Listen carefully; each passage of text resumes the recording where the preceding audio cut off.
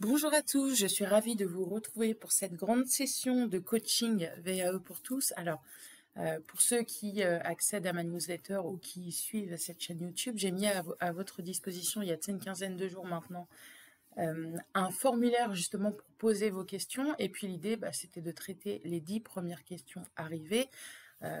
Merci beaucoup parce qu'il y en a eu énormément et pour le coup, je sais qu'il va aussi y avoir des déçus. Mais bon, c'est le jeu, premier arrivé, premier servi, pardon, c'est aussi une manière de filtrer, sinon j'en aurais pas d'autres et ça serait totalement impartial et c'est ce que je ne veux pas. Donc on va démarrer avec ces questions qui vont concerner le livret 2, l'oral, il y a un peu de tout, un peu aussi de tout diplôme. J'espère que ça vous plaira. L'idée c'est de faire rapide, 1 minute par question et de ne pas produire une vidéo qui serait beaucoup trop longue et on va démarrer tout de suite par la première question de Jennifer. Jennifer qui vise un diplôme du domaine social, le Café Ruiz. Donc cette question d'ailleurs va concerner tous les diplômes du domaine social. Au niveau de la forme du dossier à rendre, doit-on garder la trame complète que l'on nous donne ou doit-on enlever les parties explicatives mais garder les grandes parties? Ou encore doit-on tout enlever, juste s'y référer pour l'écriture et créer nos propres petites parties? Alors, Jennifer, non, vous devez respecter la trame du livret 2 qui vous est donné, donc les grandes parties, environnement professionnel, enfin, motivation, environnement professionnel, structure, etc., etc.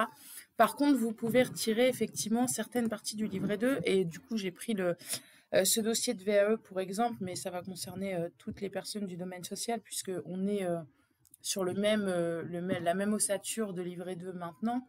D'ailleurs, le Café Ruisse a été réformé, donc pensez bien à prendre la nouvelle trame du nouveau livret 2 et aussi le nouveau référentiel qui est entré en application début septembre 2023 pour la VAE.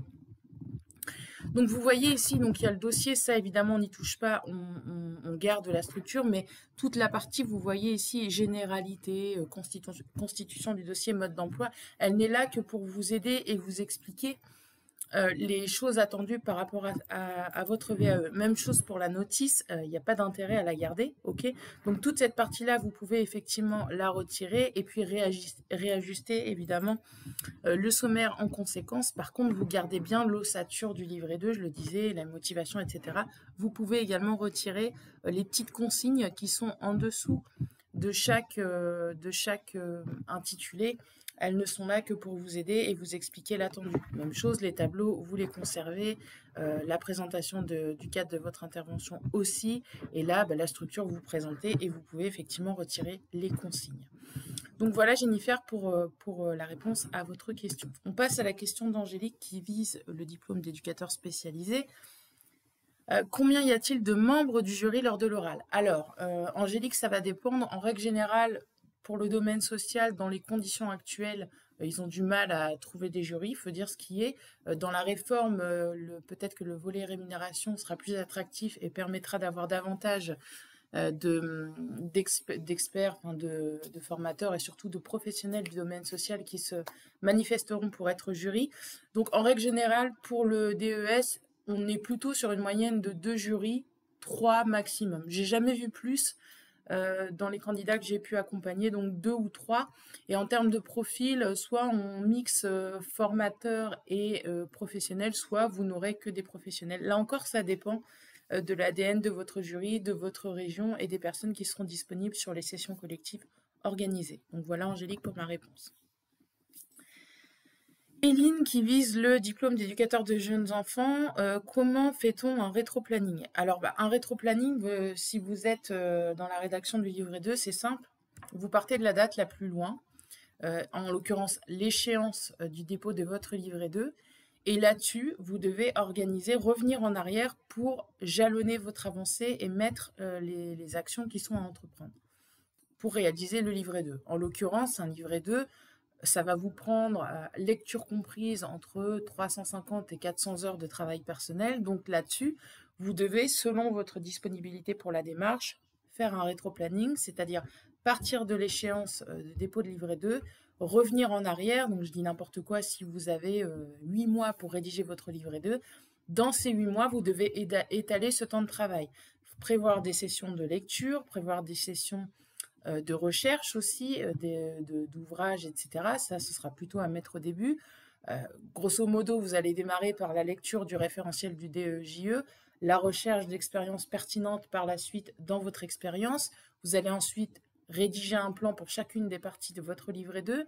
Vous allez ensuite démarrer par la présentation de vos motivations. Il y a des éléments clés à mettre dedans. Et ben vous allez également préparer un plan.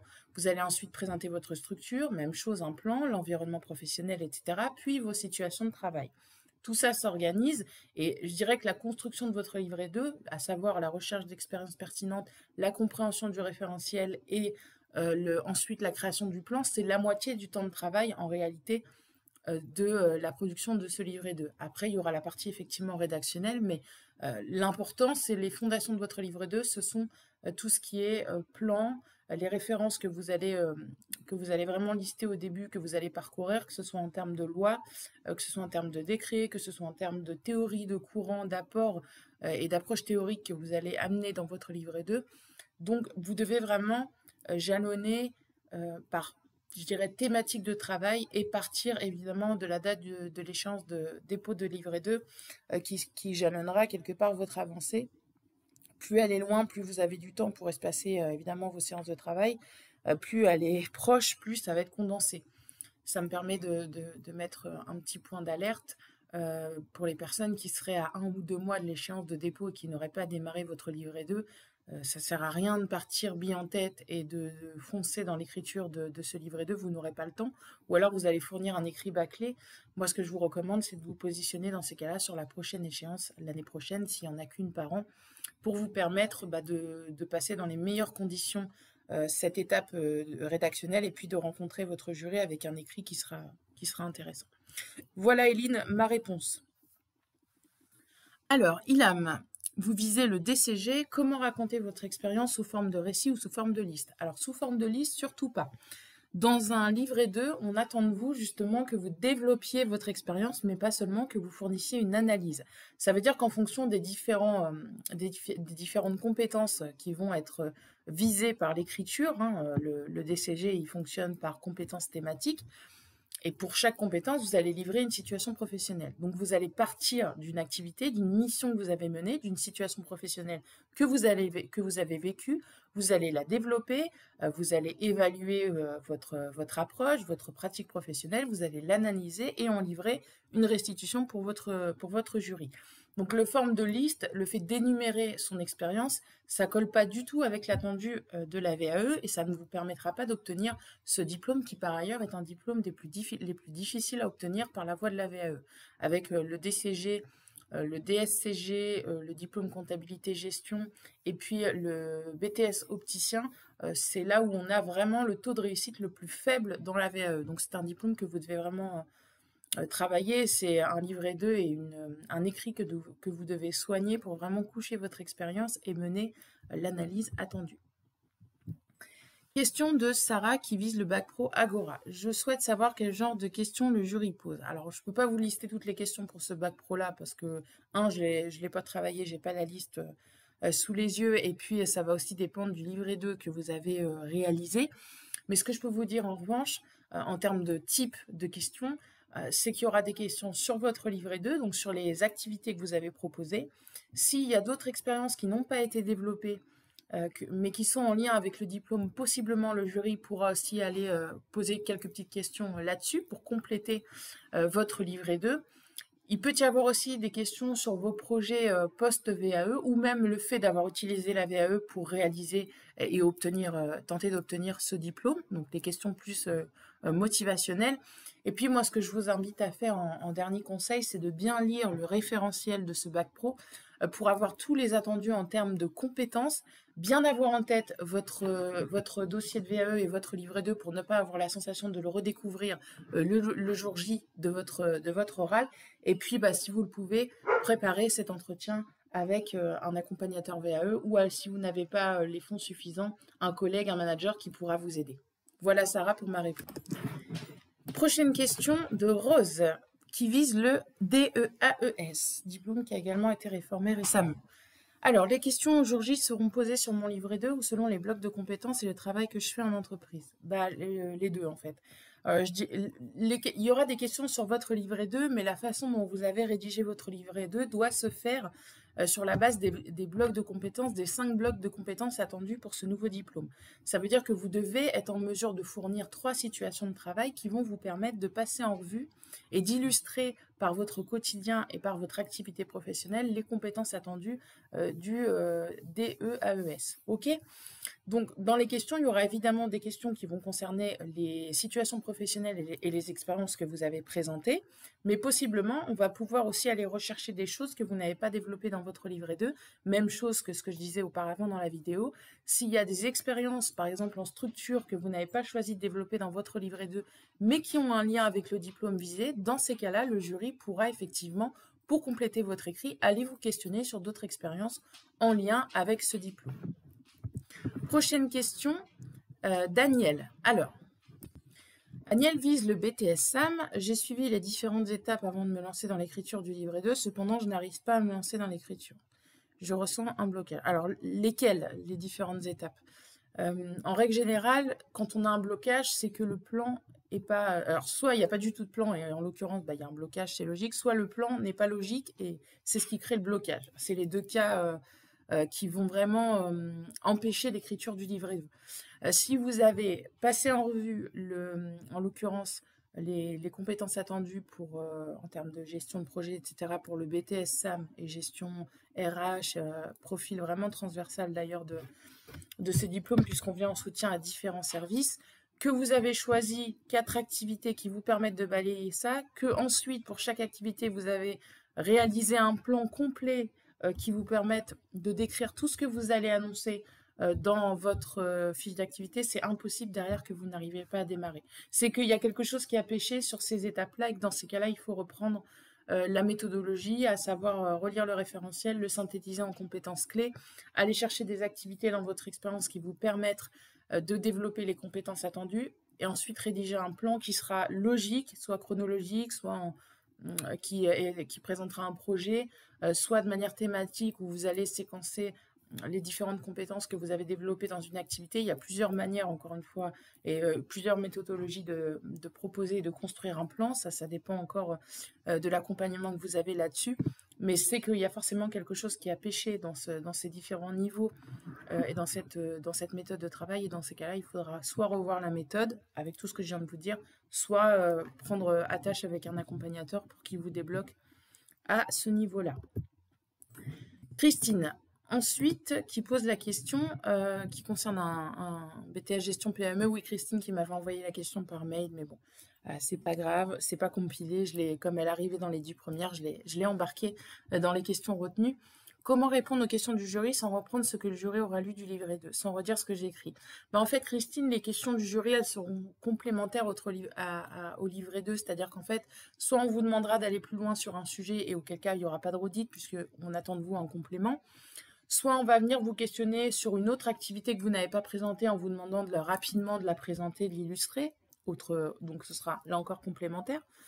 Soit ça va concerner une expérience que vous avez fait le choix de ne pas développer, mais qui est en lien avec le BTS gestion PME, et dans ces cas-là, là encore, ce sera complémentaire. Mais l'idée de cet oral de VAE, c'est d'apporter une complémentarité à l'écrit, donc de venir obtenir des réponses ou un éclairage sur certaines parties du livret 2 qui sont un peu plus creuses ou qui mériteraient d'être développées. Alors, je vous rassure, il n'y a aucun livret 2 qui est exemplaire. Il y a toujours des petites parties qu'on n'a pas développées, soit par manque de temps, soit par manque de recul aussi sur l'écrit. Et auquel cas, ce sera l'occasion de venir apporter cette complémentarité, d'où l'intérêt de bien travailler l'oral. Et on termine par une question d'Isabelle qui vise le diplôme d'assistante de service social. Concernant l'anonymat dans la présentation des situations et des documents annexés, qu'en est-il des attestations de formation, évaluation par les supérieurs, organigramme de direction et de l'équipe? Faut-il faire disparaître tous les noms? Alors, Isabelle, tout ce qui vous concerne, non, parce que les attestations de formation sont une preuve que vous avez suivi la formation. Donc, si vous retirez votre nom, ça n'a plus de sens. Pour ce qui est des évaluations qui vous concernent, si vous avez choisi d'en mettre, même chose, ça vous concerne, donc pas de souci. Par contre, pour ce qui est de l'organigramme de direction de l'équipe, vous pouvez laisser apparaître les fonctions, mais vous retirez les noms, vous pouvez laisser le vôtre. Mais en gros, retenez simplement que tout ce qui ne vous concerne pas ne doit pas citer le nom d'un collègue, le nom d'un usager, le nom d'un partenaire qui n'a rien à faire dans un dossier, puisque vous devez rendre anonymes les éléments que vous donnez et protéger l'identité. Ça va dans le cadre de la protection des données et de la confidentialité des personnes, par exemple, que vous accompagnez. Pardon. Et j'en terminerai, donc là c'est vraiment la dernière question, par Justine, qui vise un master en management. Justine, je dois construire un mémoire, je pars d'une page blanche et je ne sais pas par où commencer. Quels conseils pouvez-vous me donner? Oui, pour un mémoire, effectivement, enfin pour un master, très souvent, on vous demande de créer un écrit de A à Z. Donc concrètement, ce qu'il va falloir faire, Justine, c'est de vous procurer, si vous ne l'avez pas, le référentiel du master en management qui sera soit synthétisé par compétences visées, soit développé par unité d'enseignement. Les unités d'enseignement étant en règle générale plus complètes. Le lire, notez ce que vous en retenez en termes de compétences thématiques, allez rechercher dans votre expérience ce que vous pouvez développer. Donc soit vous allez choisir de présenter une expérience de manière chronologique, soit plusieurs expériences de manière thématique, soit un projet que vous avez porté de A à Z et que vous allez présenter avec la méthodologie de projet. À la suite de ça, vous allez également en parallèle lister toutes les références, donc les ouvrages, les lois, les concepts que vous allez pouvoir intégrer dans votre bibliographie et qui vont venir vraiment soutenir votre écrit et confronter votre expérience à ce que dit la littérature, et vous allez les lire. À la suite de ça, vous allez créer votre plan, donc qui va reprendre l'introduction, le développement et la conclusion, hein, la méthodologie qui respecte l'écriture d'un mémoire. Et puis, vous allez créer un plan, donc je le disais dans ces différentes parties, et ensuite seulement passer à la rédaction. C'est comme ça qu'on construit un mémoire, ça se fait dans le temps, en sachant qu'il n'y a pas de plan que vous n'allez forcément pas corriger avec le temps, ne serait-ce que pour une question de fluidité, d'arbitrage, etc. Donc ça se fait dans le temps, mais vous pouvez partir d'une ébauche, d'idées, commencer l'écriture, et puis ensuite ajuster et arbitrer au fil de l'avancée de votre écrit. Voilà, j'en ai fini pour ce traitement des 10 questions retenues. Merci pour votre participation. Il y a eu plus de 137 questions en moins de 24 heures reçues, donc j'imagine qu'il y a forcément des déceptions. J'essaierai de refaire ce petit jeu de questions-réponses. Alors, pas cette année, clairement, j'aurai pas le temps, mais en début d'année prochaine, pourquoi pas. J'essaierai de trouver un petit temps pour récolter vos questions et puis les traiter. Je vous remercie en tout cas pour votre participation qui fut très nombreuse et il y avait vraiment des belles questions, mais encore une fois, c'est le jeu. J'espère qu'en tout cas, ce qui a été traité là vous donne déjà un petit coup de pouce dans votre VAE. Et puis, on se retrouve prochainement pour une autre vidéo qui paraîtra sur la chaîne, toujours sur le thème de la VAE. À bientôt.